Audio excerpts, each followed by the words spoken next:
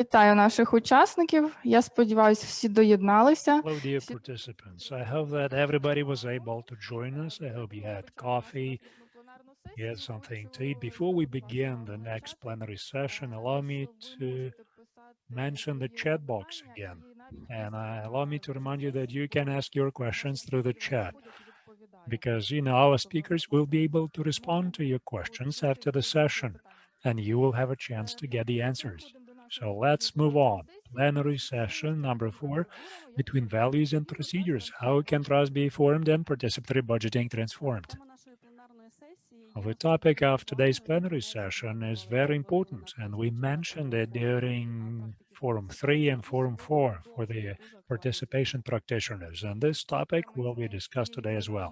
Now, the speakers today, we will be John Bond from the UK, Secretary Initiatives of Change International, Orest Faifurka, Head of the Public Partnership Department, Lviv City Council, and Yulia Pavlyuk, Director of the Innovation Development Department, Dnipro City Hall.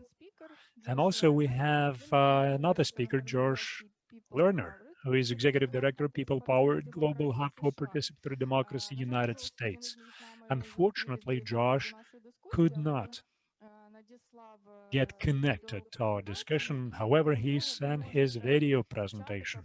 And also in the chat, you can send him your questions. He will attend tomorrow and he will be able to respond to your questions. Now let's have a look at the video that he has sent to us and be ready with your questions for tomorrow.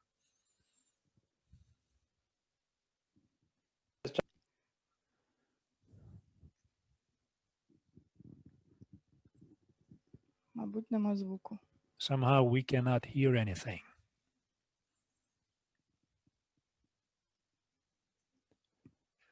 Video and answer questions later. Так, я зможу відповісти на запитання пізніше.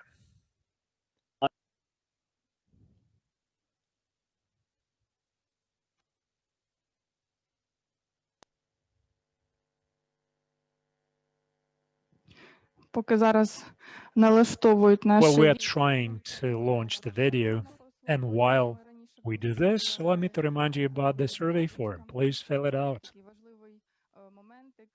That is very important. That's a good feedback tool for us.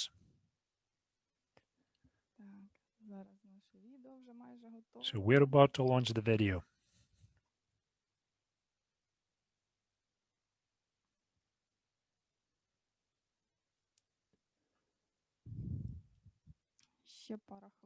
Just give us a couple of more minutes, please.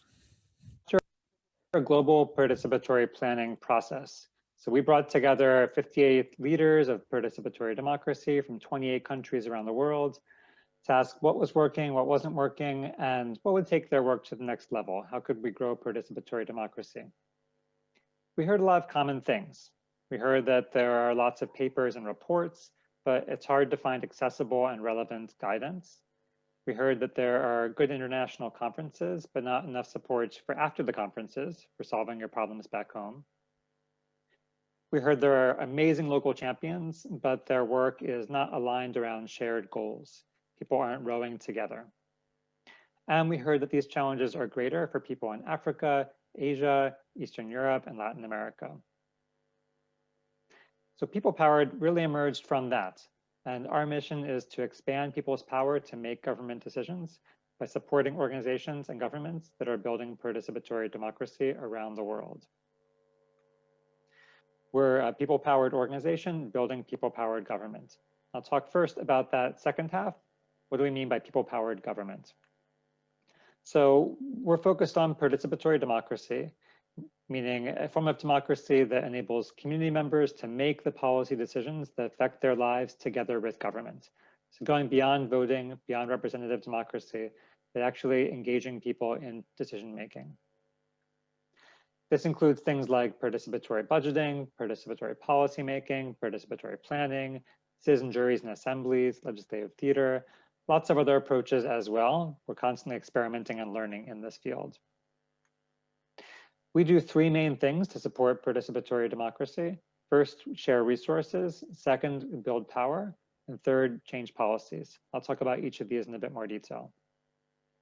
So we try to share the best resources for you, for people who are doing this work on the ground. And we heard that for a lot of government and community leaders, it's difficult to find the practical, relevant information you need in your language. And so we created an online resource center that compiles the most useful practical materials, videos, guides, resources in different languages. And it's all available for free on our website.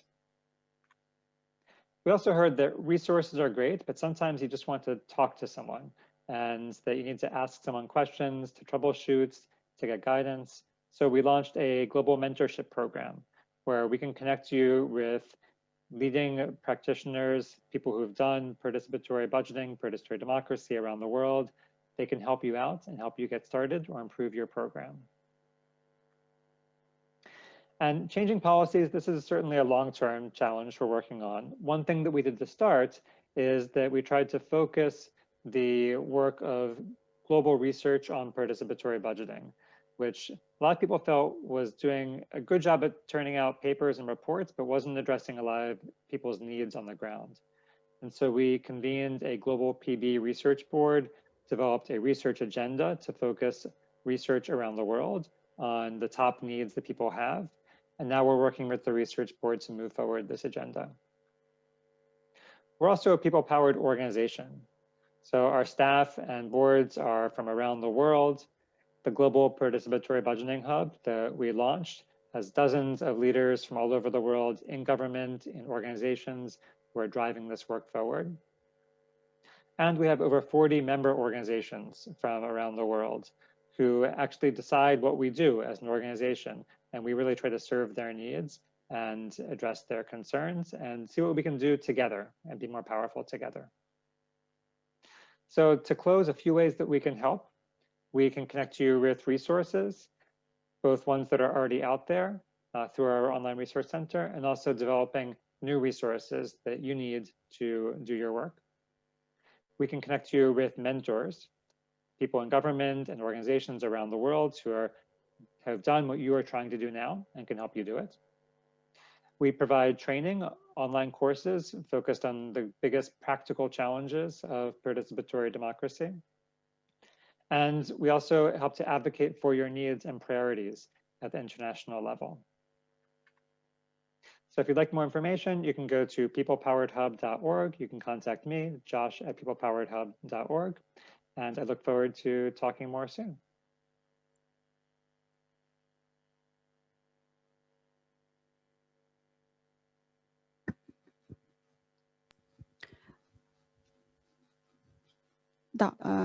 Well, in today's conditions, considering the lockdown, considering the restrictions, we are trying to talk to the community members, to the government. We're trying to build social dialogue. We want to get the best results. We are creating our own success stories at the level of our own communities, municipalities, towns, villages, and amalgamated communities.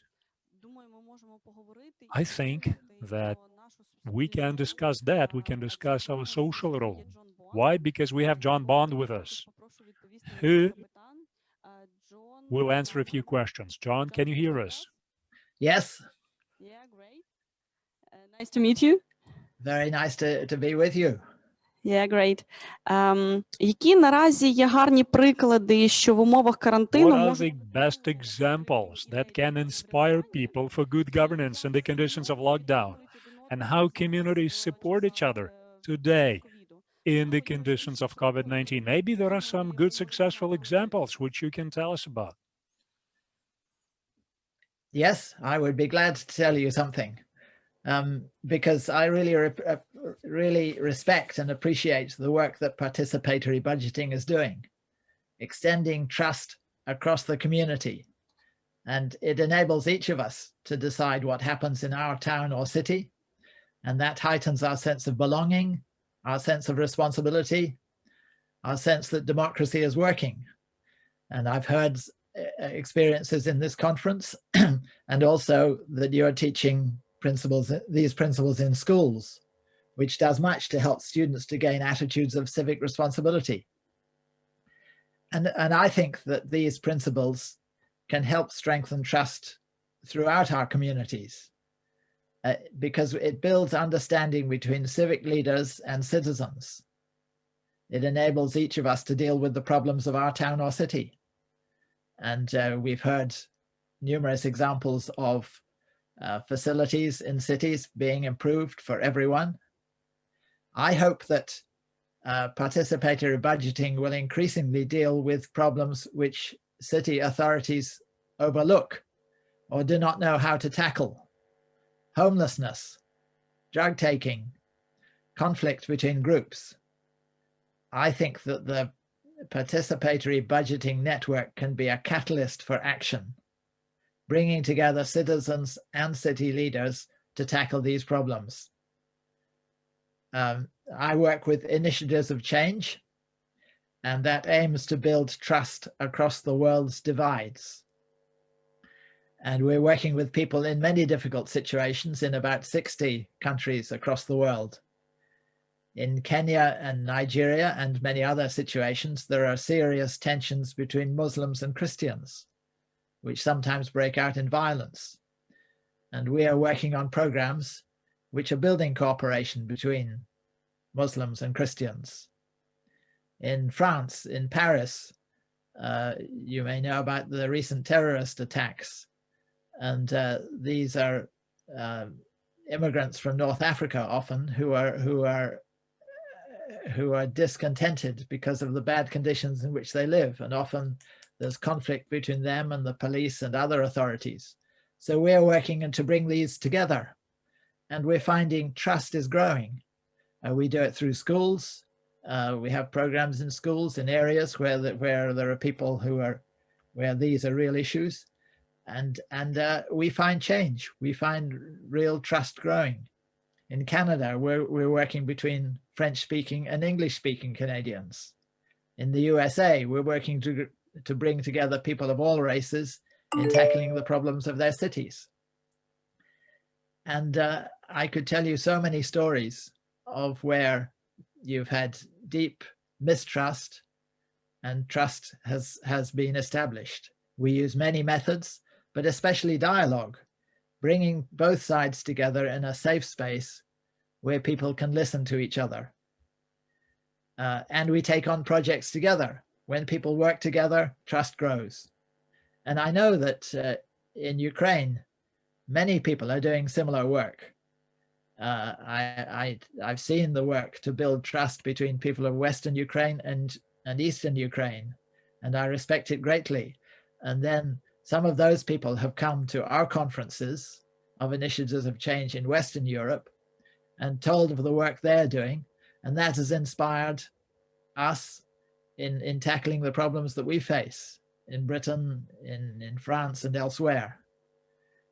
And so we've learned a lot from participatory budgeting, and we want to offer our experience too to you in bringing people together across the divisions which exist in all our towns and cities. After all, we've all grown up with prejudices. My father distrusted trade unions, and I caught that attitude for him. I grew up in a British culture which distrusted Black people. And when I started working, I interacted with many working people of trade unions and many Black people, and I began to see my prejudices. And then I started to build relationships. And I feel this is crucial for our teamwork, especially during a time of COVID, when we cannot meet so easily. Mistrust grows. We need to communicate. I know that when I don't hear from a colleague, I tend to worry that he is hostile to the latest idea which I've given him. When I contact him, I usually find that my fears were wrong. So COVID has created difficulties, but it's also giving us new opportunities, as this Zoom conference demonstrates. We are able to hear the experiences of people in remote places and people whose views we normally would not hear. And that's certainly true in the work I'm doing. It's expanded us to many places that normally we wouldn't get to. and we can discuss across language differences. We in Western Europe can learn from what you're doing in Ukraine. And I would like to offer that we in Initiatives of Change can introduce you to people who are tackling and answering the sort of problems that we deal with in our European cities and towns, Western Europe and Eastern Europe, people in Asia, in Africa, in the USA who are grappling with problems and finding answers. So we can learn through the internet wholly new ideas and ways to tackle the problems we all face. And in Initiatives of Change, we also deal with the practical day-to-day attitudes which build trust. The questions we have to ask ourselves: am I trustworthy? Do I work with total integrity? Do I carry out what I say I will do? Do I exploit people for my own benefit? Do I denigrate other people, or do I appreciate them? Do I see the best in a person and help that best to grow? And when I make a mistake, what do I do? I can easily say something or do something which hurts another person. It may be unintentional, it may be a misunderstanding, but trust is broken. And I have learnt that it is best to take a step myself instead of waiting for the other person. If I was to blame, I can apologize. If there is wrong on both sides, I can apologize for my wrong. That often helps the other person to admit his share of the wrong, and the relationship is restored. And this is very important for the work I do. Just as an example, in Australia, I was working to build trust between the Aboriginal community and the wider community, which is the biggest dividing line in Australia. And a government minister was very angry with me and abused me publicly. And I was deeply hurt by this. But as I thought about it, I understood why he was angry. He had acted badly at a large meeting which I had organized, and the newspapers attacked him. And I tried to think how I would have felt if the newspapers had attacked me. And in my heart, I forgave him. And my attitude gradually changed from hurt to empathy. And when we next met, I was genuinely warm-hearted towards him. And the relationship was restored. And that was very important for the work we were doing. So forgiveness is not easy, but it is vital if we are to build the friendship and trust on which participatory budgeting depends. Well, that's just a simple idea, which I'm sure all the people on this network practice. And we all learn how we can do better in building the trust which enables our work to happen. But I thought I'd leave you just asking a question. Can you think of one person who you mistrust, but you would like to build a relationship of trust? Can you think of any step you could take towards that person? So those are my thoughts. I'll leave them with you and happy to take part in the discussion or answer any questions. Thank you for this opportunity. Дякую, Джон. Мені здається, що ці питання останні два, Thank you, John. These questions of yours are very important. And I think we all will answer those questions individually and honestly, whether we are ready to build trust and forgive. So in our society, I think that is what's lacking. You know, the ability to forgive and move on and work together and resolve issues and build trust in the community, in the society as well, and work hand in hand with your opponents, considering also the fact that we just had local elections. So do we have questions in the chat box to John so that we could ask? That would be your chance to talk to him. John, thank you so much. Thank you for your inspiration. Thank you for your presentation. Very inspiring. And while my participants are working on their questions, I've got a question. John, can you please tell us more about your experience? How do you build trust? You remember in the, some time ago, we were talking about Switzerland. You were talking about the place where trust and harmony reigns. And the participants would love to hear about that example from Switzerland. Thank you so much.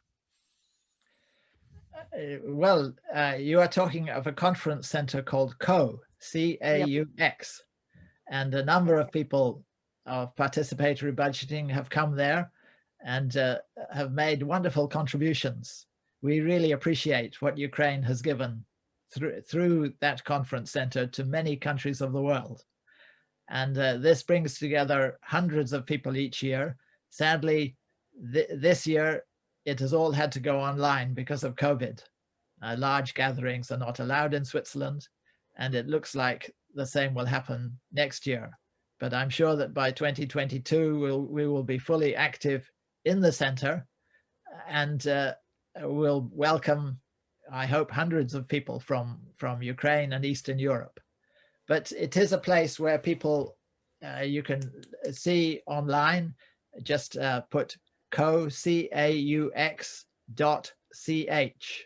into and you'll find it, which has amazing stories of people from many conflict situations coming together and discovering how they can resolve huge problems. And I have worked in 30 different countries and brought many people to that conference center. And so we continue on the work online, and we will welcome people in the future. Дякую, Джон. Мені здається, що всі будуть чекати. Thank you, John. Thank you so much. I think we are now looking forward to visit this place because the community of participation experts is not going to be complete without friendly smiles, without friendly hugs, because every single forum is a place where we get inspired by people who want to change their communities. I'd like to thank everyone for contributions, even small contributions, especially the authors who were showing in Ukraine this year how you can do online voting in Ukraine in spite of the lockdown. So I think it's important to support each other and to be thankful.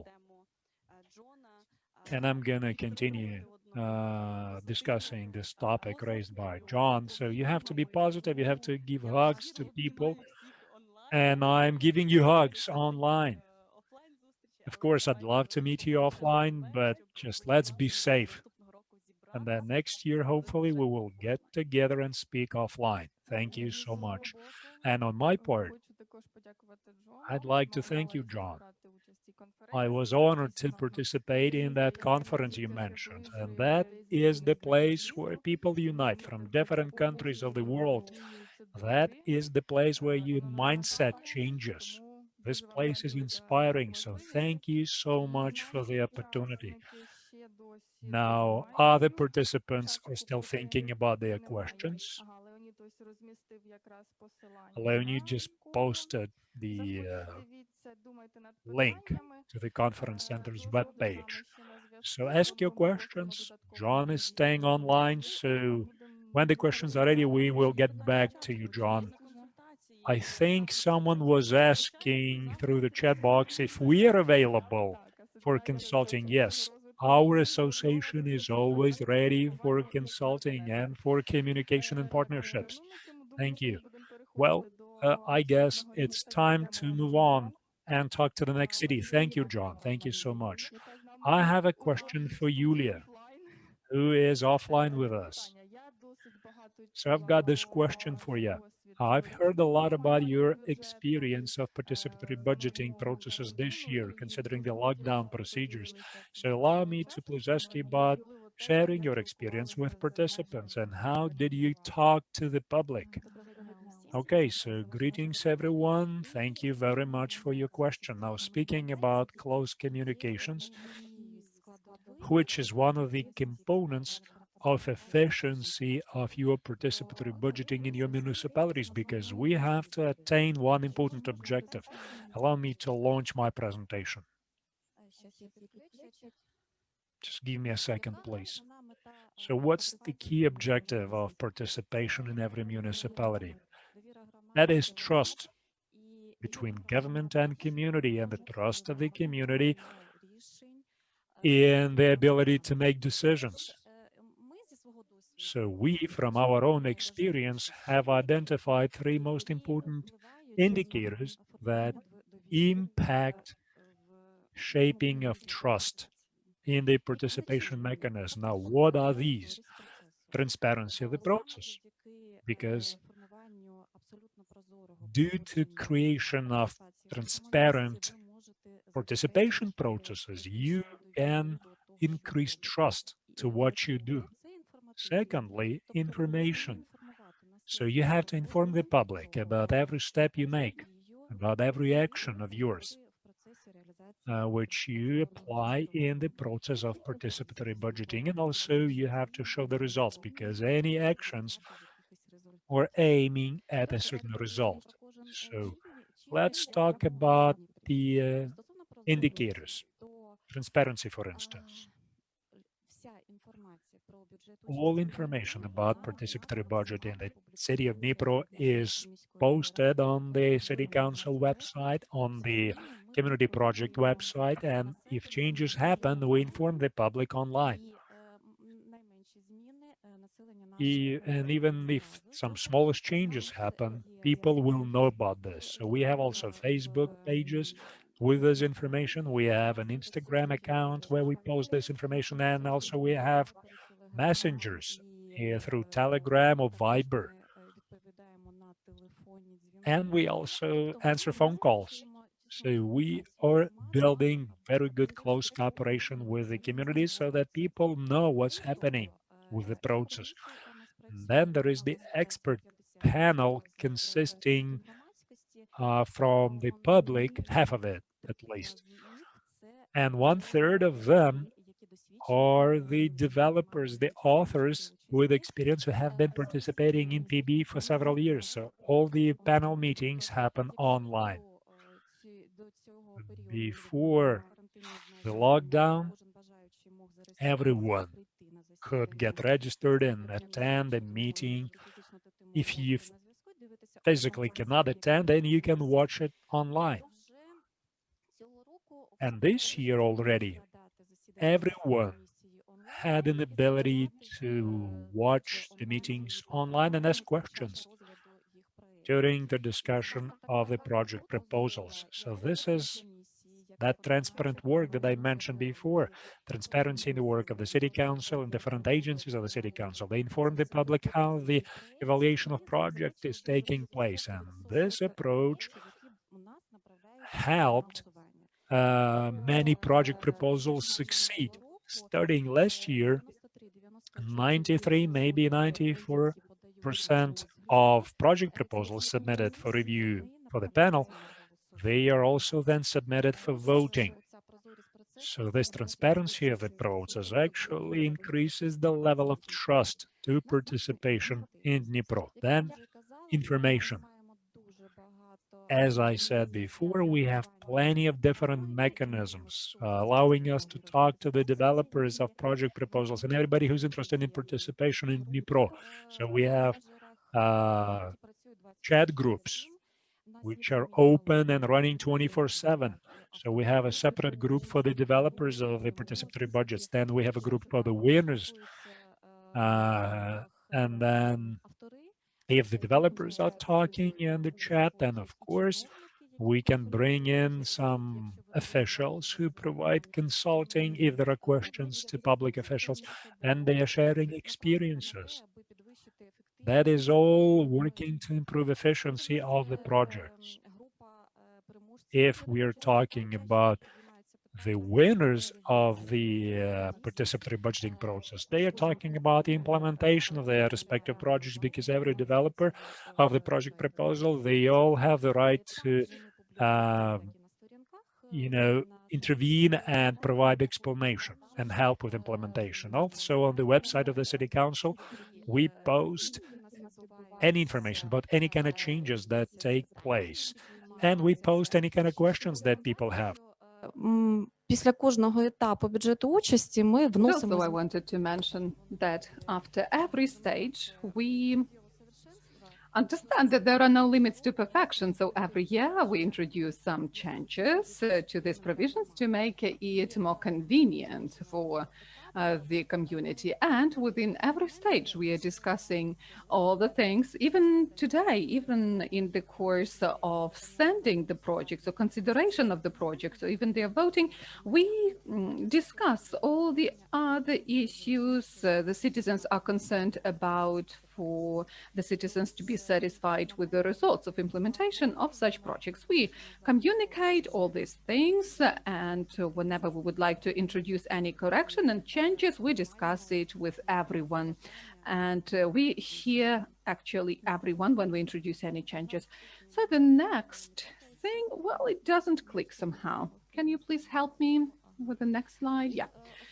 And the last but not least, I wanted to mention would be the effectiveness of the process, because based on the results we have, we can see whether people trust us, whether citizens trust the process of participation in general, and authorities as a whole. So, as you may see here, some key indicators are represented here. I wanted to show you number of the projects offered for consideration, number of people voting for these projects, and as a consequence, also the amount of the budget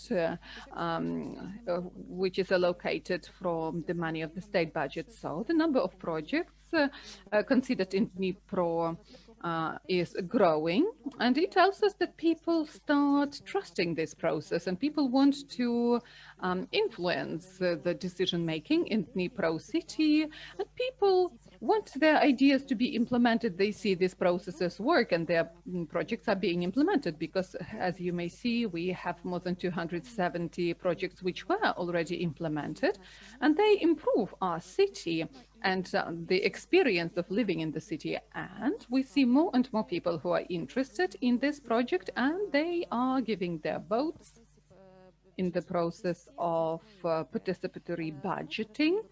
And we've crossed the line of more than 10% of the residents of the city. It's not 30, as we've heard from the previous speakers in Georgia, but still we are trying to achieve the results as in other countries. We would actually like to achieve such figures when at least 50% of the population of the residents of the city know what participatory budgeting is. And again, as a consequence, this very activity of the citizens urges the authorities to allocate more and more money for the participatory budgeting. We've started with 10 million, and then we received more than 30 projects. Of course, it urged the mayor and MPs to increase the amount up to 16 million from 10. And this year, as you may see in the process, well, it was a very complicated year for the whole world, as you know, but Dnipro found an opportunity, thanks to this activity of citizens, increase the participatory budget to almost 70 million. And it was possible thanks to the fact that every year, efficiency of communication between the authorities and the community is of better quality. And public servants, public officials, and the community have learned to hear each other, and they know that there are these efficient mechanisms to create projects together. Because only this year we've conducted 12 online schools or webinars where we were explaining in what way to create a project, how to create a cost estimate, in what way to ensure the maximum efficiency of the project. Not just these online webinars, we were spreading the word about this, but also in the course of consideration of all the projects, we had fruitful communication between the authors of the project and public officials who were looking into the project. So there was an active dialogue, corrections were introduced into the projects, which made the projects very efficient and which will make its implementation easier. So you may see more than 270 projects have already been implemented thanks to participatory budgeting. More than 11% of the citizens of Dnipro know what participatory budgeting is. They are already voting, and 142 million hryvnias were used for the participation process in Dnipro. If you have any questions, I'm here to answer those. I have a question. I actually followed Dnipro city because I love your approach, and I have a question as follows.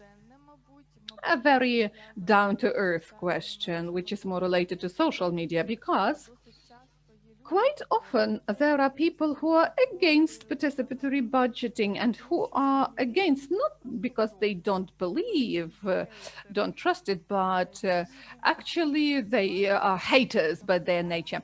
Do you have these situations when these haters start writing to you? Yes, why not?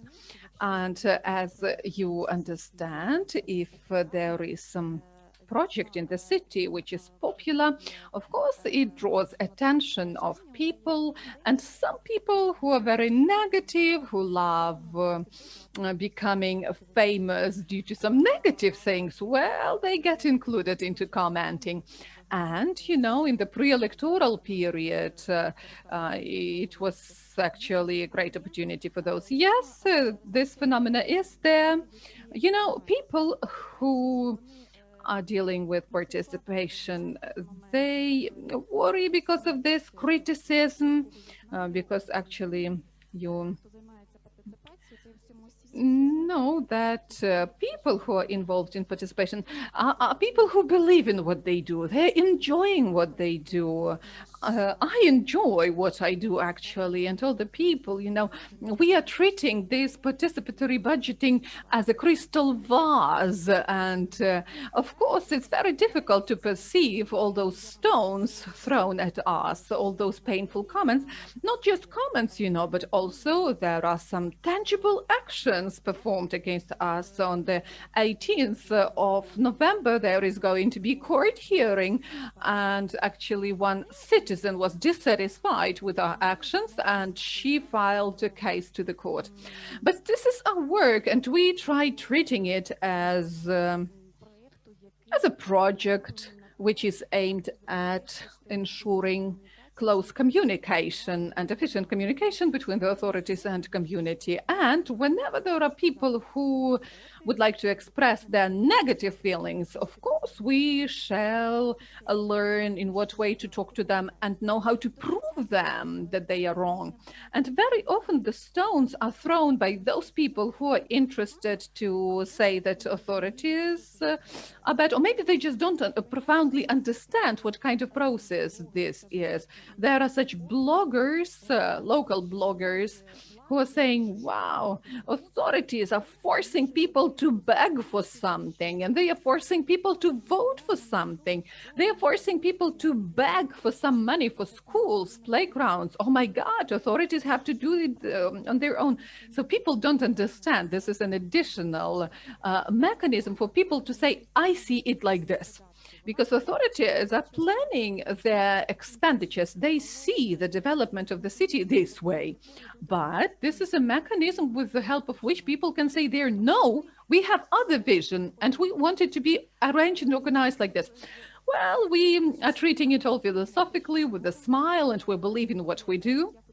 And I'd like to mention that if at the very beginning of the process, of the participatory budgeting process, it was difficult to prove our colleagues and to prove public officials which had to work with something new. We had to explain them why we needed that. So now I would like to mention that the participation process is in the hearts of all these public officials, and everybody understands the principles and the approaches. And now they see they are needed, and people understand that public officials are not just drinking tea there, but also doing something within those walls of the city hall. And it extends the mindset of not just public officials, but also citizens. They start understanding that public officials are also interested to change the city for better. Yes. We have a questions. Oh, we have so many comments. I'm thrilled. Yes, a comment from Natalia. How many people are implementing the participatory budget in Dnipro? How many people are in your team, actually? Well, my department is comprised of 20 people, and innovative projects department, we call it that way. This would be so far 5 people. And me. So 6, it makes 6 of us.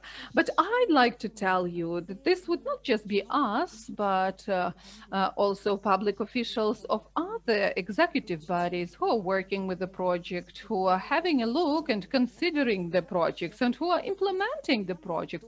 I want to tell you that there are quite extensive, quite big departments. That's the Department of Infrastructure and Amenities. That's the Department of Social Policies.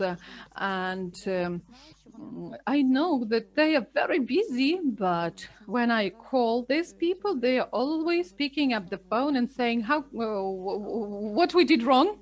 How can we help?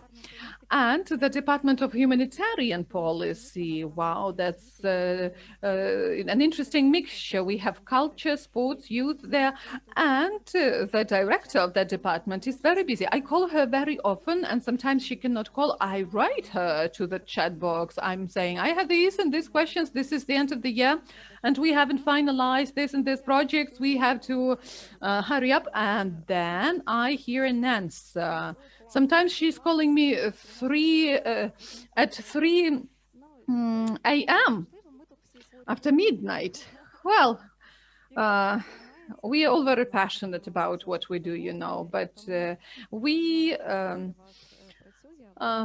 very thrilled, and it doesn't matter how many people you have, but that, you know, a sparkle in the eyes matters. Oh, you know, there were questions on implementation of the projects in the comments, but I see that your team is answering in the comments already. That's interesting. Well, you can actually read those answers in the chat box. There were comments from Serhiy Manechkin from Kharkiv. He said, you are cool guys. Thank you. Thank you.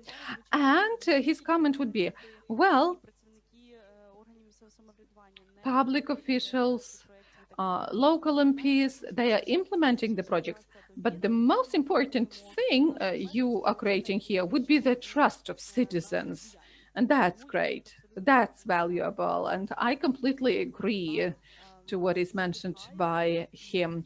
We are inspired by the example of Dnipro, and there are more and more examples like this. Do we have other questions? Yes, we have one from Georgia. The first question, what about the stages of implementation of the projects? Do you have some time frames for the project implementation? Well, you know, we we are not on Mars or Moon. We are here on the planet of Earth, and we know that there are plenty of problems with actual implementation. You know, all these projects are being created by people who are not public officials and who are not engineers, etc. And sometimes they don't understand profoundly in what way it is going to be implemented by the executive authorities. And right now, the experienced project authors, they understand that the projects will be implemented in compliance with the legislation. You know, the project may not be about repairing and refurbishing your home, and you cannot select the contractor who is your best friend, right? So everything shall be transparent. Well, this year, nine competitions went wrong. We had that problem. So we announced a call, and there may be some problems, issues, and we had this very big project for more than 1 million hryvnias, which is why the executive authority is not entitled to sign a direct contract. And then sometimes something's wrong with the contractor, or contractor looks great on paper, but is not that great in enforcement. Well, we try to solve all this. So there was one project dedicated to the repair of planetarium, and then the project was not implemented because one donor decided to repair that planetarium. And plenty of people were expressing negative opinions as regards participatory budgeting due to that. But this year, the planetarium was relaunched. It's cool, it's great. So plenty of money was invested. I invite you to be guests of our city of Dnipro and go to planetarium, of course. And you know, it was not in vain. Why investing 1 million from the municipal budget if we have a donor who is eager to repair it all for us? Then the next question: in what way you ensure participation of elderly people in such budgeting? They don't have that extended internet access. Well, you know, in Dnipro, voting takes place just online. And at the first and the second stage, we had hard copies, meaning paper voting. Because elderly people had no opportunities to vote because they had no banking ID. There were a lot of manipulations as regards whether the results of the voting are just and trustworthy, because people started saying that we were misusing these paper hard copies. So to boost trust to participatory budgeting, we got rid of paper voting. So now it's just online. And I'd like to mention that we have quite a high share of elderly people who voted with the use of banking ID. And now almost every person of senior age have got the bank card or bank account. They get their pension too, and their relatives help them to vote with the use of smartphone, with the use of some banking equipment. Yeah, they are being helped and supported. So this year we have such persons who are 94 and they voted for something. Wow, that sounds great. Yeah, they were voting for the participatory budgeting projects. Well, there is such a problem, and they say that elderly people cannot, but they can. Quite a significant share of elderly people vote online. Wow, that's cool. I remember in 2017 when we had the first training, when the Department of Services and Utilities said, we've never seen the projects, we didn't know what they are about. So now they cannot say that, right? Because everything is there, everything is transparent, and they are closely cooperating with the citizens, they are checking, etc. So we are really grateful to those who are doing all this great work every day. Thank you for analyzing all the projects, helping authors of the project. Thank you for the consultations, because, well, that's you to say thank you for building these bridges between the citizens and public officials. Well, my gratitude goes to you. I'm a proponent of everything you do, and I was part of launching of public budget, of participatory budgeting in 2015. By joint efforts, we are changing the community. Oh, we have other questions here, right? Yes, so there was a question in a chat box from Alexandra Ivanina. Does it happen that projects do not get implemented? They are postponed for a year or two, or you don't want to implement them? So is it the exception from the rule, or is it a normal practice? Well, there are cases when projects are not being implemented. Previous year, the results were quite high. 96% of the projects were implemented, but still, there may be some, projects which are not implemented. But this is not that civil servants or public officials do not want to implement that. No, that's not possible. This happens only if there are some force majeure circumstances. There was this project and they wanted to build something within the territory. Then they started analyzing that geographical area, territory, and it turned out that within that very territory, underground, there were some high voltage communications, and it did not allow implementing the project on that very spot or parcel of land. There was another case at the very beginning when the author refused from implementation due to their own subjective reasons. And they wrote an application or a notice like, I refuse to implement it, I changed my mind. And I was telling you about planetarium when we decided not to implement the project because there was a donor willing to do that. And we have a question from Andriy. Does Dnipro have experience when the projects did not win the competition, but still the public officials and authorities supported those projects and implemented them? Well, let me tell you that every year, the vision, the treatment of the authorities of these projects changes, and I see that the director of the Department of Infrastructure and Municipal Improvements mentioned don't vote for children's playgrounds because this is in our plan. We are going to build a lot of those this year.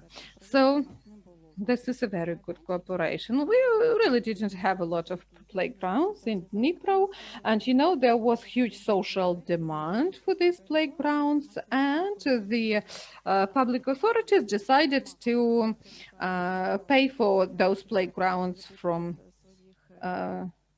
their budget.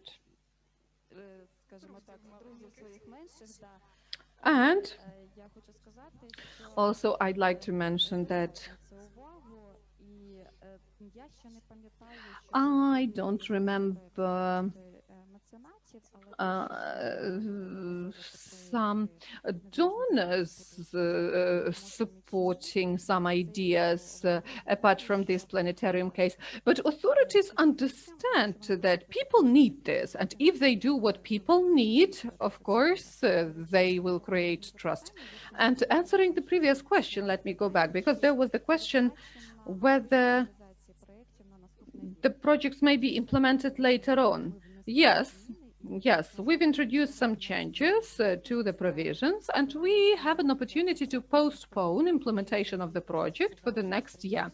if there are some legitimate reasons why the project was not implemented this year. But this doesn't mean that every author can write this application. No, I don't want implementing it this year, let's implement it next year.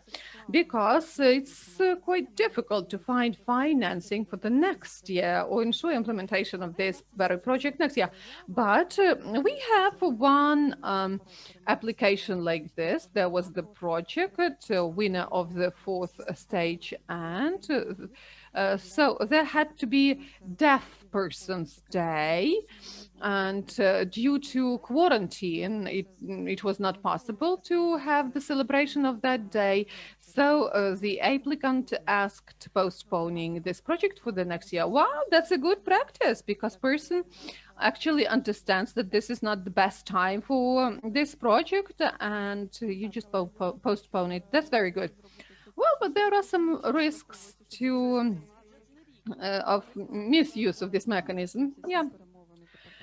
So we have very good negotiations with the Ministry of Finance. They are saying we have a well-balanced budget, and now you are saying yes, then you're saying no, we are postponing it.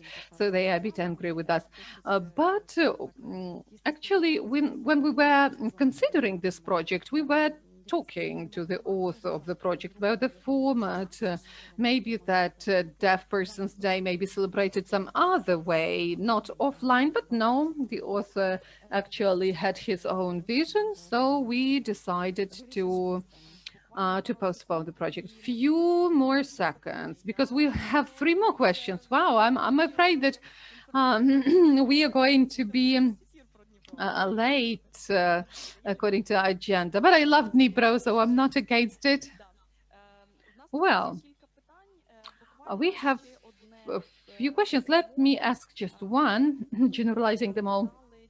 So that was the question, whether you cooperate with the representatives of low mobility groups, and whether there are co-financing programs like 70-30 or 50-50 when the project is partially financed by citizens and partially by the local authorities. Well, speaking about low mobility groups, we have such projects. And when I started investigating these projects, and when we start considering these projects, of course, we cooperate with experts in the field. For example, in Dnipro, we have quite democratic authorities, and there are a lot of consultations and advisory bodies like Civil Council, Parental Council of Dnipro.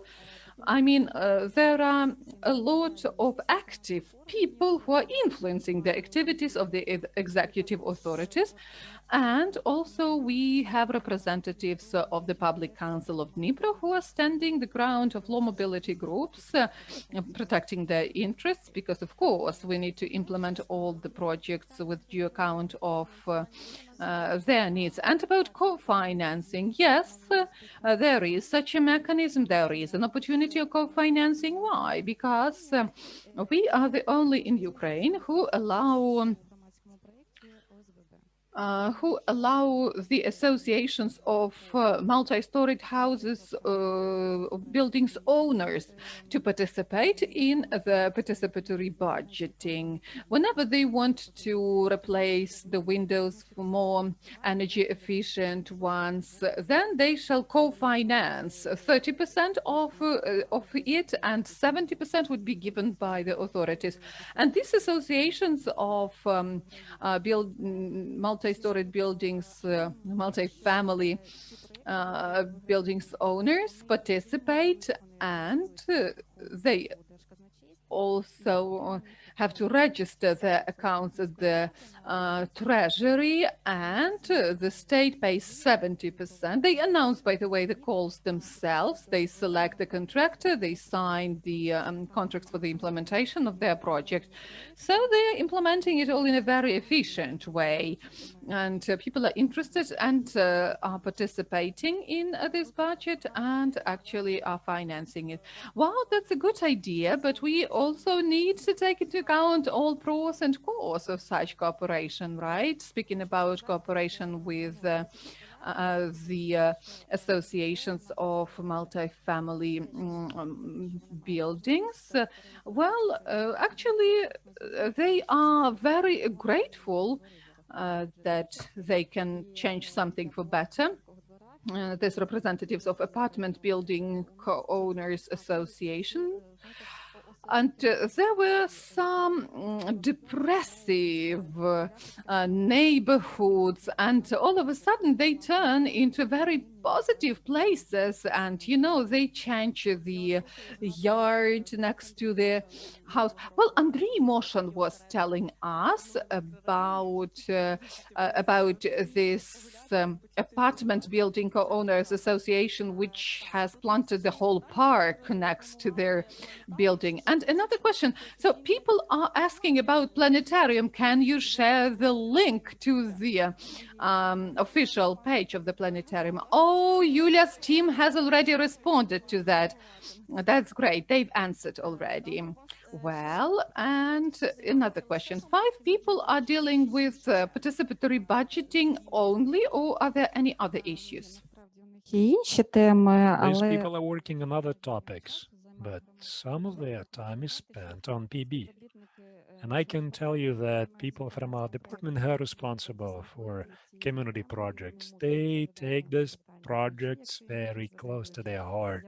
They can respond to questions even in the middle of the night. And people do call in the middle of the night because, again, in the New Year's Eve, people were sending me questions whether this is possible. See, so they were actually extending their wishes. Yes, they were saying good night and Happy New Year, but then they were saying, is this true? Can we submit this proposal and win and implement those ideas? And we are responding because, of course, we are people same as you are, and we're interested, so that people who care, they should take part in changing the cities for the better. Thank you, Yulia. Thank you so much for in-depth comments, for responses to the questions which were sent through the chat. Do not forget, please, that you have this opportunity to send your questions to Josh, to John. Do that, send your questions through the chat, and they will respond very quickly because I've already seen some of the answers to your questions. Also, we have announced other experiences. Orest Vaifurka is now with us. Orest, can you hear us? Because we'd love to hear about the experience of Lviv. Can you hear us? Yes, I can hear you.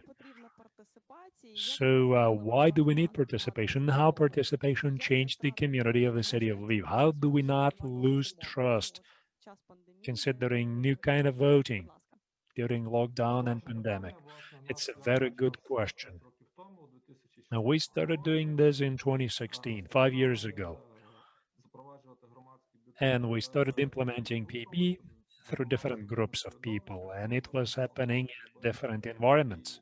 Initially, we planned to invite people from the city council, then the newly elected council members, and the community as well. Yeah. One time, we just got together during one of the events, and we agreed that we will introduce PB in Lviv. And the value of this was as follows. We were doing this together, and it was not a simple dialogue. We had a dialogue where we were able to revise our stance on things. Other participants followed the suit.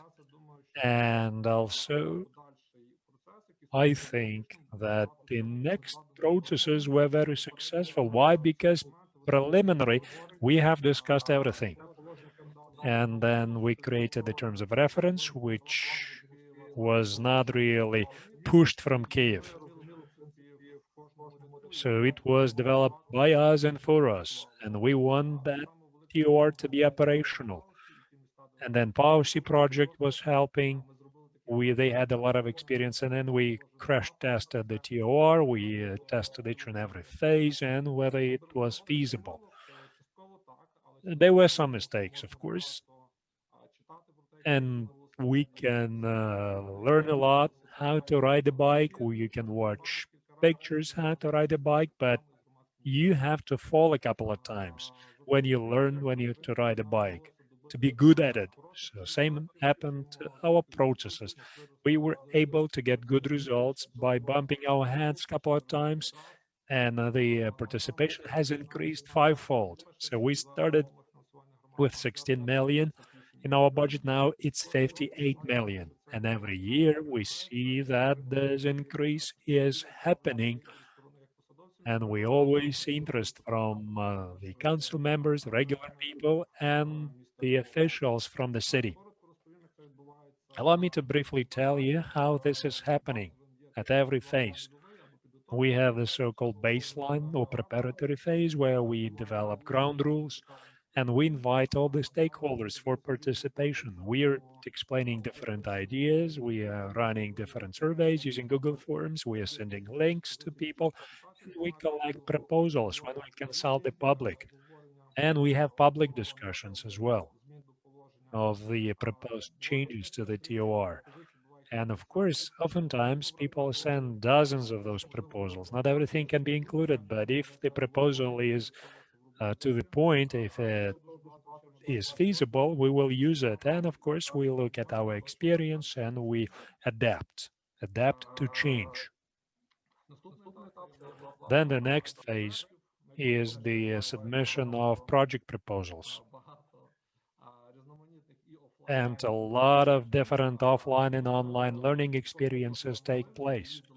When we had an opportunity, we were traveling around Lviv, not just in the center, we were visiting remote neighborhoods of Lviv, and we were telling people that we had this participatory budget and we were explaining how to submit proposals. We were working on some auxiliary materials, video instructions, how to submit their project proposals.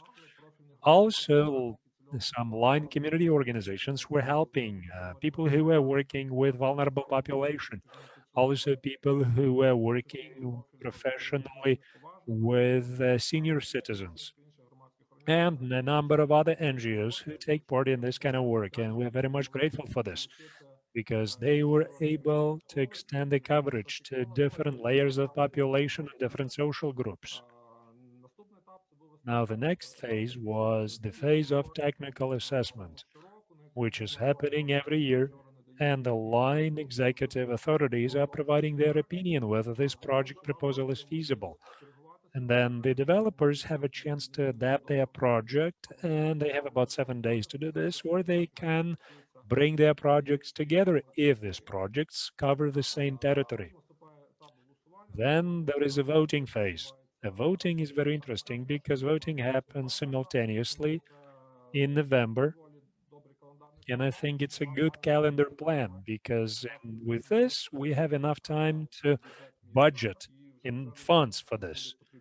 And we know how much it's going to cost. Then we have voting. The voting is only happening online, but however, having said that, older people can vote in person.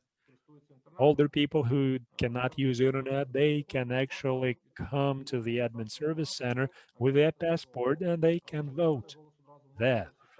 And then the votes will be put into the system. We do not use paper ballots. The voting is electronic. And then the results of the voting are visible immediately on the web page of every project proposal. And this helps retain trust to the process of PB. When the voting is over, on November 15 at night, when it's all completed, you can see the winners. And then it will take a while to document everything. We have to meet at the level of the committee of the councilmen. They will have to adopt a decision. And based on this, the council is approving a final decision. Then the council members, they are very active in this process. And they are actively helping to make this process a success. Speaking about the results for the community and what PB gives the community, I'm going to rephrase one of the council members from the city. So communication between people, that's the key. So PB is the platform for building a dialogue, good positive dialogue, so that people could positively think about what can be done for their courtyard, for their city, for their street, and they have an opportunity to come around this specific objective. And then education, trainings, that is another result of this process. Everybody's learning as they go. There are a lot of new things that people acquire about PB, about budgeting, about other similar things. Then responsibility and cooperation. So the participatory budgeting is a tool for people to start better understanding each other. They understand how the council works, they understand how project management works, how projects are implemented, and they start to pick up responsibility themselves. They check themselves the implementation of projects, and they learn how to cooperate with the municipal council members. They learn how to cooperate between them.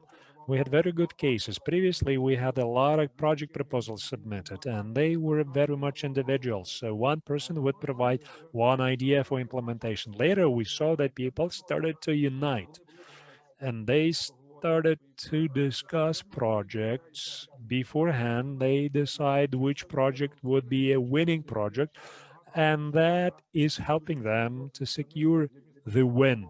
And that is a good experience for them and for the city.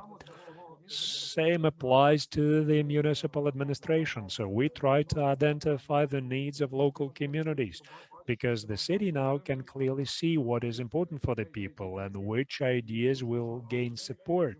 There are so many things out there that can receive a lot of votes and funding. And this community, for instance, doesn't have resources, but that issue has been raised, and now that issue will be financed, or the solution of that issue. So then there is another important aspect of PB, that would be development of a pool of new leaders and local teams who have the ability to identify problems and offer solutions and conduct information campaigns, and also monitor implementation of the projects. So what's key in this case is trust. That's what we gain, and cooperation, which allows us to move on. And we had a very interesting case. A lot of developers of project proposals, they now have become councilmen, and that is a good experience. Thank you so much. I'm ready to your questions. Right, so we had a question from Vinnytsia again. So what about accessibility? Is it taken into account in your budgeting process? And then how do you work with schools and preschool establishments regarding PB? Well, we have specific restrictions for schools and admin buildings. So you cannot really replace windows, doors, or fix facades. And that would impact accessibility issues. And we have certain quotas regarding other projects outside medical health sector. So 40% of projects like this have to be in the pool, entire pool of projects. So we had a very good discussion during one of the meetings whether we have to leave education and health institutions in this budget process. So social groups showed up and they said that they belong to the city LV, they pay taxes, and they have the right to participate in the PB process. As a result, we decided that they will have to stay, but we introduced restrictions. And it kind of worked, because this allows to leave these groups in place and give a chance to other groups participate in PB. Thank you, Oros. Thank you so much. We have other questions for you. Question from Oksana from Kryvyi Rih. How can you make sure that the officer from the admin service center entered all the information correctly? When this officer is entering information, he or she has the authorization to come into the system, find that person or create an account for that person and introduce that or enter that specific vote. And it's all registered in the system, who voted, how they voted. You also can identify people using their passport information. So you cannot vote physically in person and then you come home and vote again online. We have CCTV systems installed, a constant flow of people, so falsifying information would be very difficult for them. Thank you so much. I wanted to ask another question. Orest, good afternoon. Very happy to see you. When we started, you already were going full blast. So I visited Lviv back in the day to see how you guys do this. And this is where it all started. This is where we started doing PB in Dnipro. And I have a question for you. So in Dnipro, we removed any kind of opportunities for MPs to impact participation processes apart from approval of the TORs and programs. Apart from that, they cannot do anything. They are not members of the panel. They cannot have any kind of impact on the process. Only executive bodies can do this. And the community leaders are the developers of the project proposals who participate in the process of PB. In your case, and council members are very active. They take part in this process. So my question is, are there any kind of political manipulations around this? Very good question. Thank you so much. So we did have questions about restricting participation of councilmen in these processes. Well, there are different issues with this. In the opinion of different members of the working group, and in my opinion, the restrictions is a tool which you have to use very carefully. And indeed, we had some of the projects submitted from the councilmen and they won. There were other projects which were submitted and they lost. And they lost big time, meaning that in the future they won't be able even to win elections next time. So the council members, they remain in the process. If they want to participate, they can use their right. They can submit their proposal and they can win or they can lose. So the chances are equal. And we had an influx of councilman-sponsored projects, but it's not really a serious problem for us. On the other hand, councilmen help organize the process properly, and they help monitoring implementation of projects. They help with funding, because if we have some large-scale projects which should be implemented during several years, and we had cases like this. In this case, the budget committee meets and allocates funding for these specific projects. Thank you so much. And there is this kind of approach whereby the developers of project proposals unite and they support each other so that they could develop their specific neighborhoods. And in Dnipro, we have very good teams of developers, and they unite geographically and they attract funding into the development of their neighborhoods. What about the competition? Aren't they violating any kind of ethical rules? Or maybe they fight, between each other, between different neighborhoods, or project proposal developers. So what about the competition? Is it fierce or is it more or less quiet? We have competition, of course, and the competition is visible, but it's very ethical, so people are not fighting really. And of course, people try to promote their ideas near the ATMs, which can be used for voting, private bank ATMs, and also near admin service centers. We are trying to explain that this cannot be done because they are obstructing visits to the admin service centers. Or sometimes they organize different lotteries. They give people prizes for support of different projects. So if this becomes a serious problem, then we will be working on sanctions that can be applied against people who violate ethical rules and procedures. But the competition is honest generally. And we see this very interesting phenomena whereby one community is gaining support from other communities who failed or who did not send their projects, and they win. because of this unification process, not because they agreed saying that, okay, this year we vote for you, the next year you vote for us. No, this happens because several teams are able to persuade other teams that this idea is important, or they can find new target audiences who were not involved directly and now they are involved and they now vote for this specific project proposal.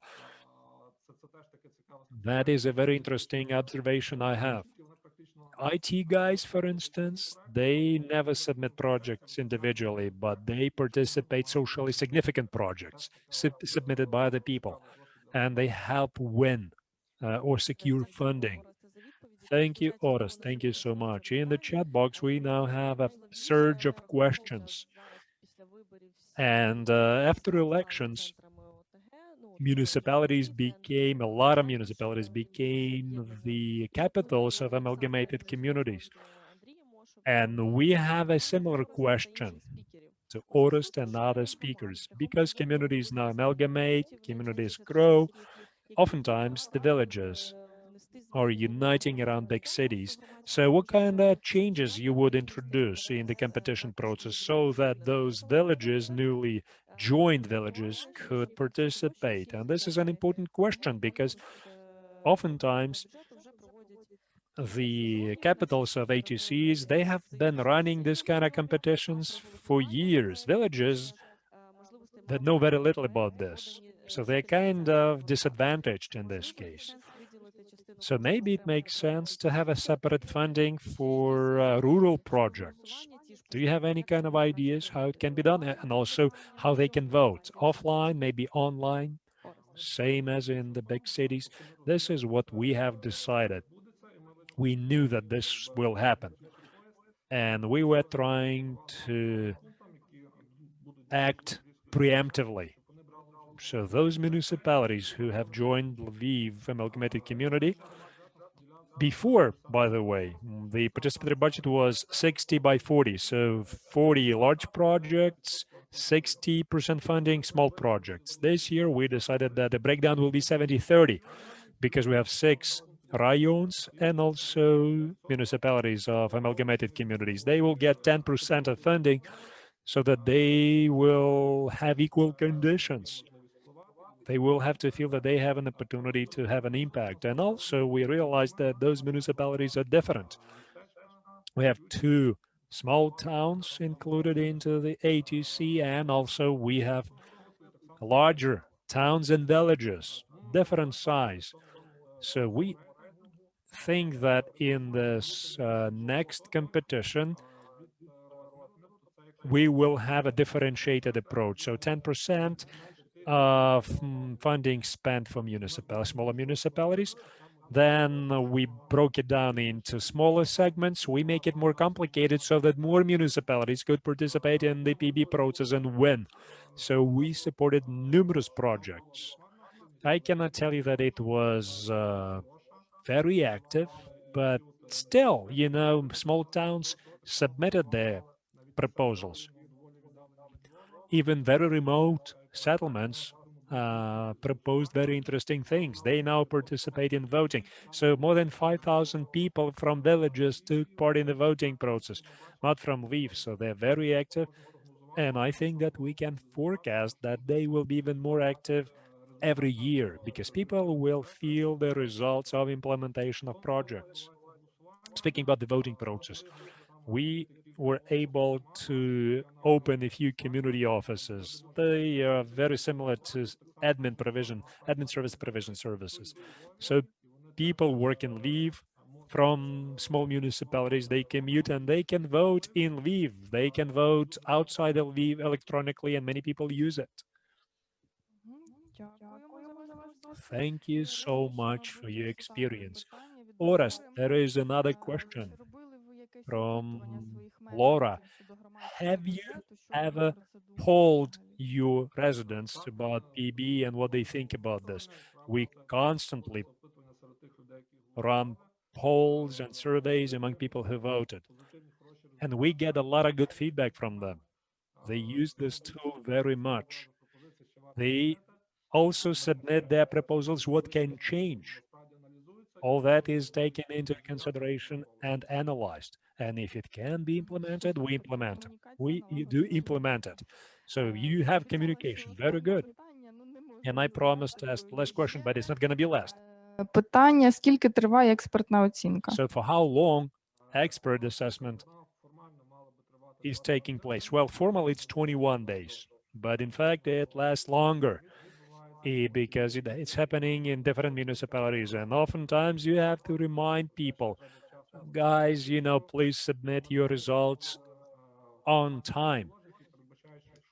And we said in our regulations that if the evaluation has not been made, people still can vote for the project proposal.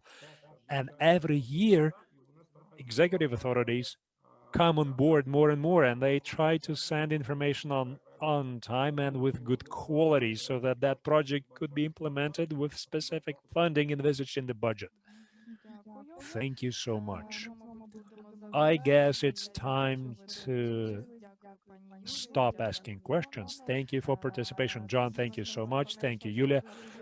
This panel was very practical, as I can tell, because you were sharing your practical experience. You told us what's working and what's not, and that is key, because we are different ATCs, different people, and cookie-cutter approach cannot fix the problem, cannot fix the situation. So thank you once again, and I would like to invite the next person to summarize. It's going to be Igor Lepeshkin and also Igor Donos. Please go ahead.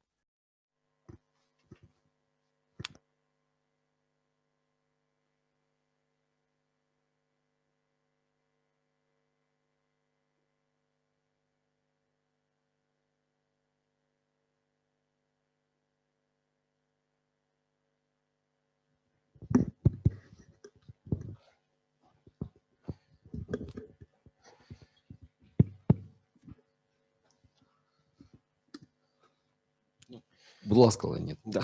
Розпочинай. Leonid, go ahead. Good afternoon, everyone.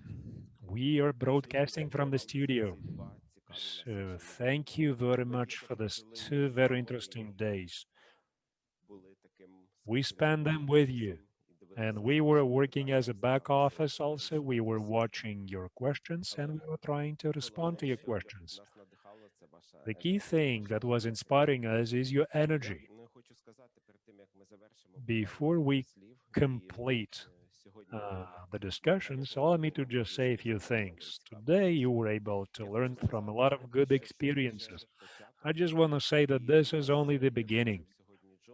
And John mentioned today that, we are opening opportunities for new knowledge, for new experience.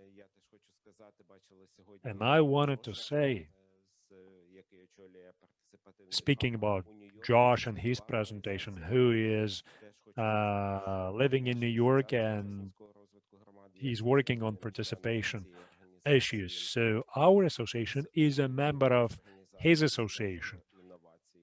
And we also have another partner organization. So we are in this hub that he is in charge of.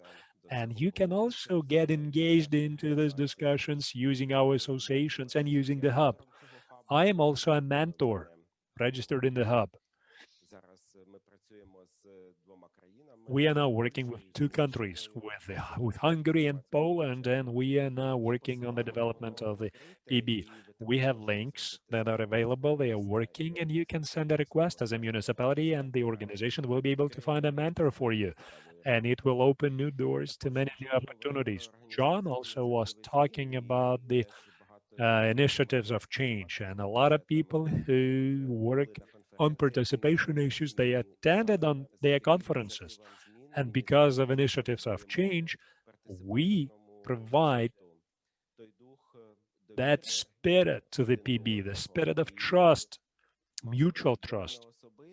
So for me personally,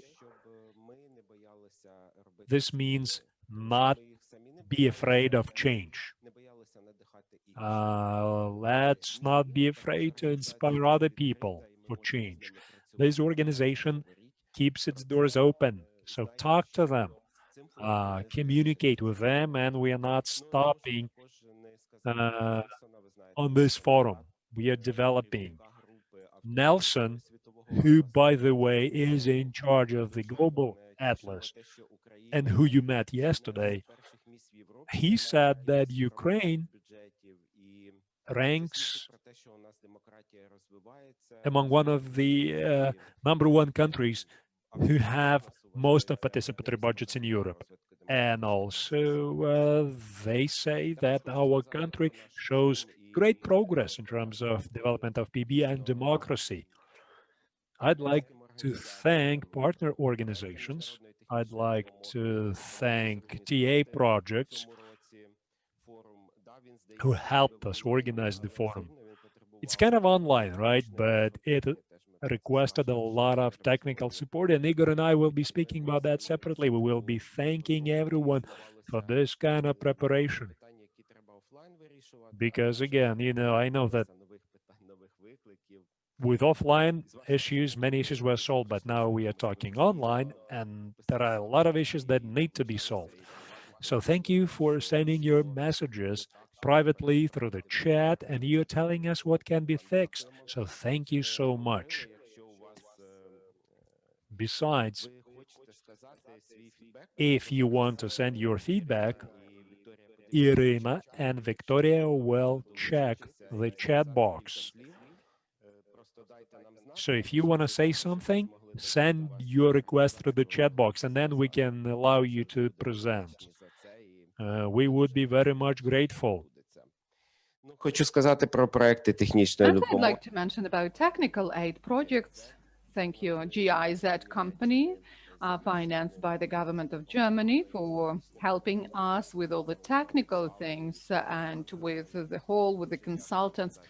Thank you, Foundation Pausi and Solidarity Fund, International Solidarity Fund from Georgia, which helped us with the interpretation for us to be inclusive, for everybody to be there using their own languages. That's comfortable. Thank you so much, Pledge Project, because the history of this forum started with Pledge, Partnership for Local Economic Development and Democratic Governance.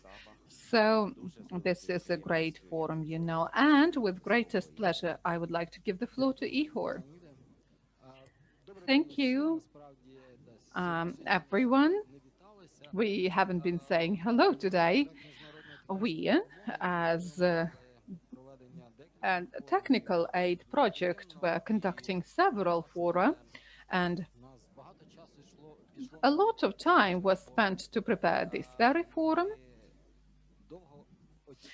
We were expecting that moment when we can conduct it offline and gather you all together in an offline format, but unfortunately the situation did not get better at all with the pandemic, and it was decided to conduct it online.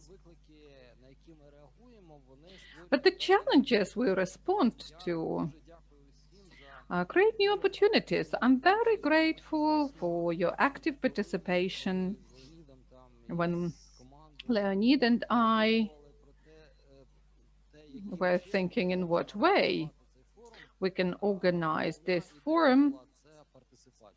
The major topic, the major idea was participation. We didn't want it to be, I don't know, some event where we involve speakers, they tell us about something, that's it. But the major thing was your active participation in the discussion, in all the processes, and speaking about in what way we need to move forward. I believe a lot was discussed. As we were mentioning yesterday, there are a lot of interesting recipes and a lot of interesting solutions to problematic issues in terms of participation. And there are a few important things we need to think about. In the first place, PB, participatory budgeting, is not regulated by the legislation so far at the national level.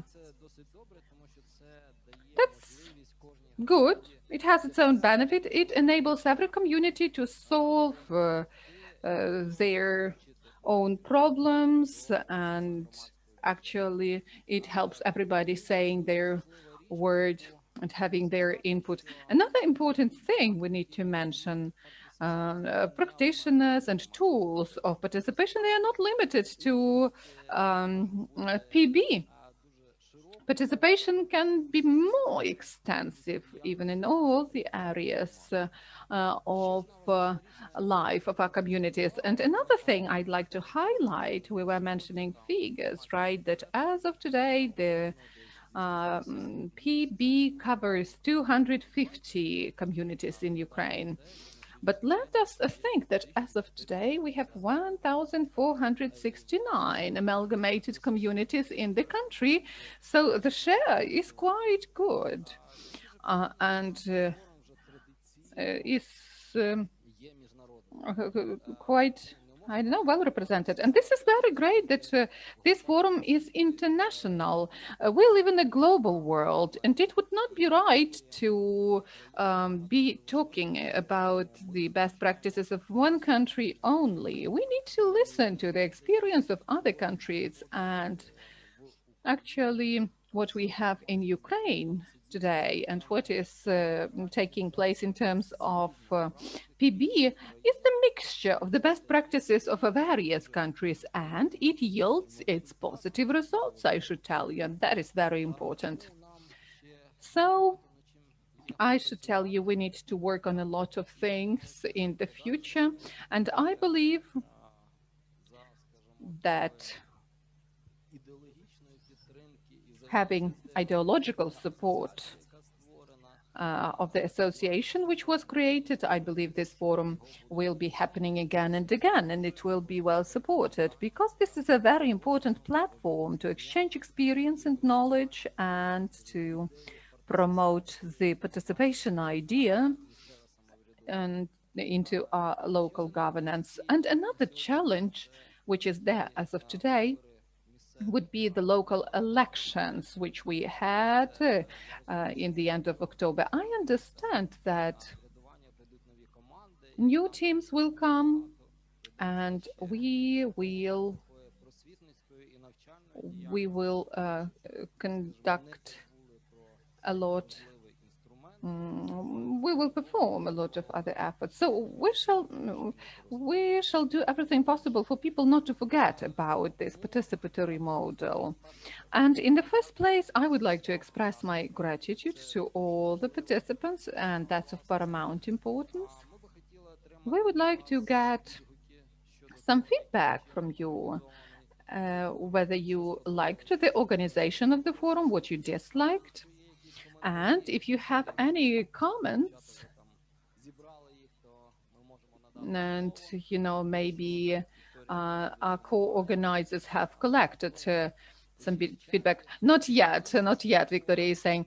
Well, write it in the chat. These 2 days we've already spent together, they were granting us some limited opportunity to join you, for you to join as participants. But, this is not the end of the forum. We are going to have the 3rd day tomorrow, and that very day will be very inclusive, very participatory, where in the working groups you will have an opportunity to discuss plenty of issues in every detail. You will be joining interesting talks, and actually what the 3rd day is going to bring us, Mr. Leonid will tell us about that, and then we will be saying thank you for today. Yes, thank you. So let me mention that I agree with every word you said, that we actually have a lot of work in front of us, and that's great that we are working together, that we are doing it in cooperation. NGOs, associations, local governments, active members of the community. I'd like to express my gratitude to participants of the forum. It was great that that we had so many of you. And this is very good that we have the international status of our forum. Everybody has an opportunity to share and accept the experience. Thank you, participants from various countries. And speaking about tomorrow, not to create this impression that we are finalizing the forum. No, we are looking forward to seeing you tomorrow. We will work online from our working stations, from homes, etc. And we will have discussions. So think back about all the experience you've received within these 2 days, then think back about your previous experience, and we're looking forward to see you tomorrow. Tomorrow is going to be interesting. We are going to give you an opportunity to express your opinions, to give your feedback on forum in general, to share your practices and your impressions, and what kind of topics we are going to cover tomorrow. In the first place, that's going to be budgetary processes using various tools, communication strategies, participatory budgeting through public consultations. Also, you will have an opportunity to get interesting experience, or learn about interesting experience of other countries, not just Ukraine, but also Georgia.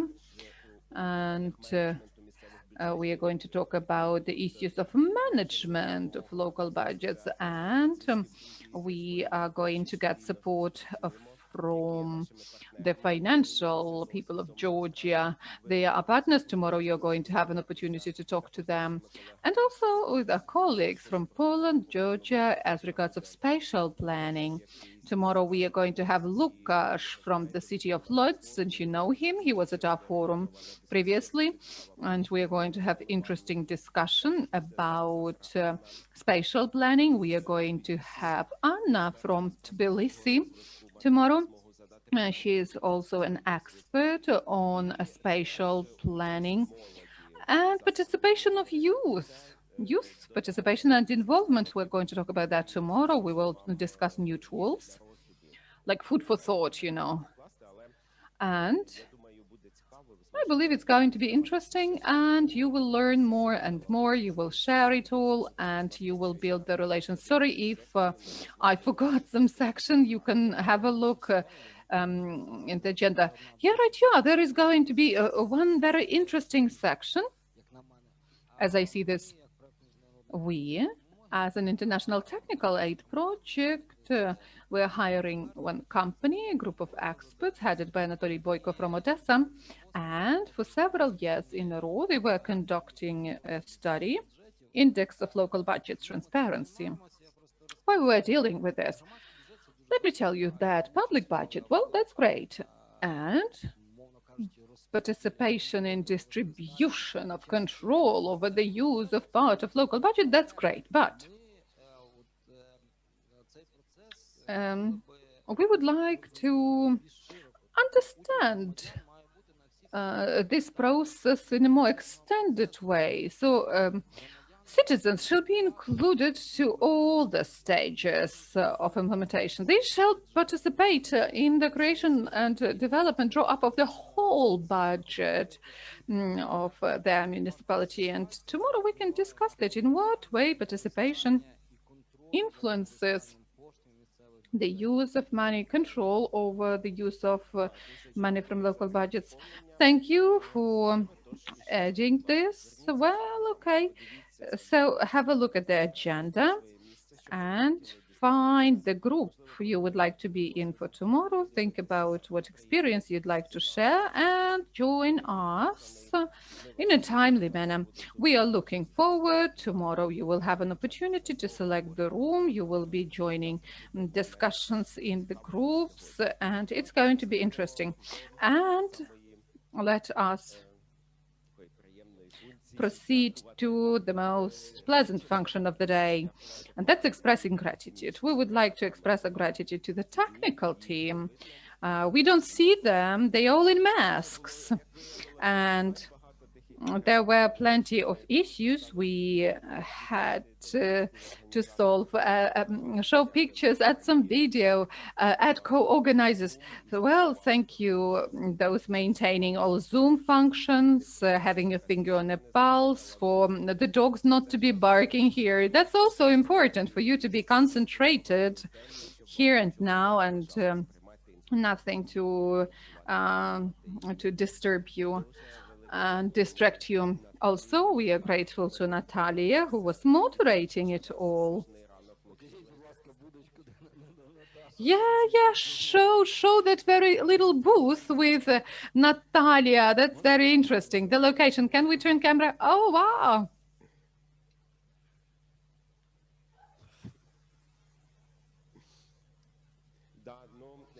Yes, and also I'd like to mention that I'd like to agree with Ihor.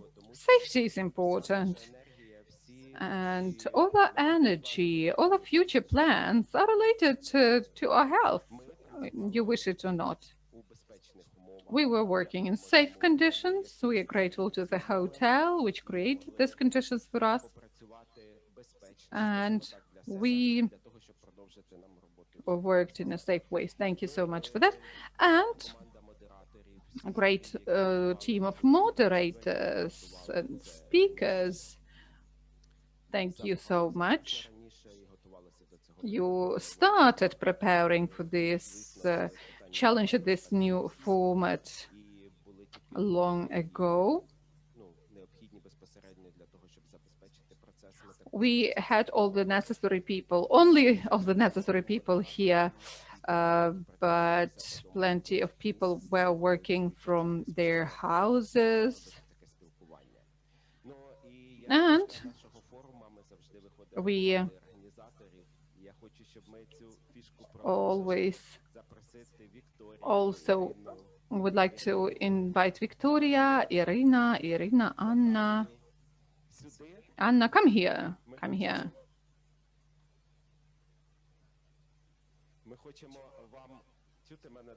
Can you hear me well? Yes. We would like to express our gratitude. Thank you so much. Maybe someone else would like to say anything?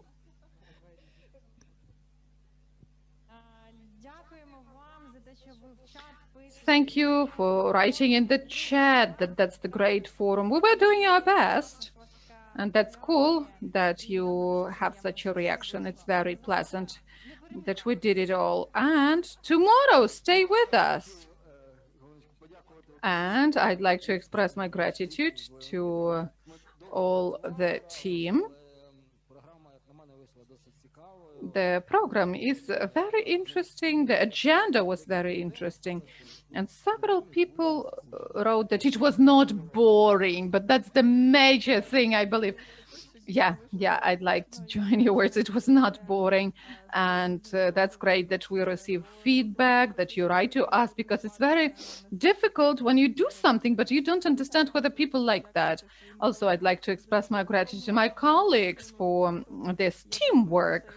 And I believe this format is viable, but I believe soon we'll get together. Thank you. Yeah, so there is certain zest in it as well. Well, also, I'm grateful to our interpreters. And it seems like, 3 channels in Zoom, they're working. But no, one interpreter is in Georgia, the other is in Kiev. They have some parallel calls installed. Well, we tried to arrange that. We know that that's huge work, to interpret it all with intonation, in a professional way, with empathy. So interpreters, if you hear me, well, you hear us because you interpret this. So thank you so much for your work.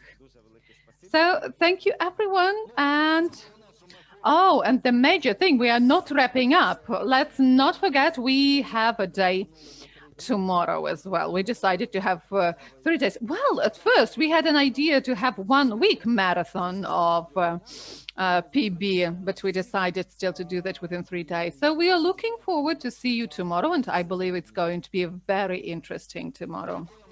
Thank you, everyone.